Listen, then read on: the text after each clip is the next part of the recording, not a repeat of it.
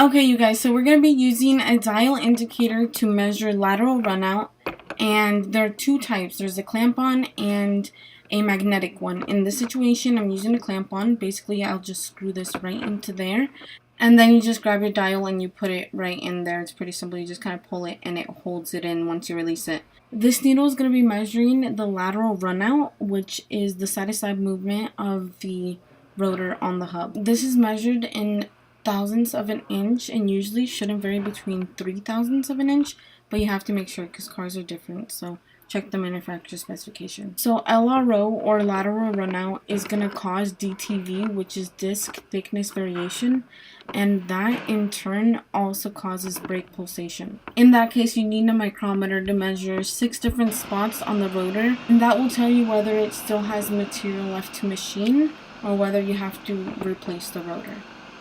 So these clamps are super easy to use. You just can use this knob to loosen it or tighten it, and once you get it really gripped on there, you can just push it apart and it'll open. With the magnetic one, you just have to find a flat surface to attach it to, and there is this knob up here at the top that you're gonna have to turn to make this arm stiff.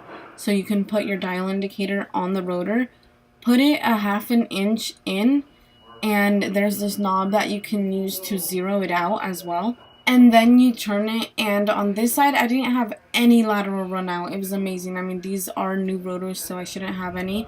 But on the other side, it was a different story because my caliper's dragging. Dirt or rust between the hub can cause lateral runout, as well as like not torquing your wheels properly.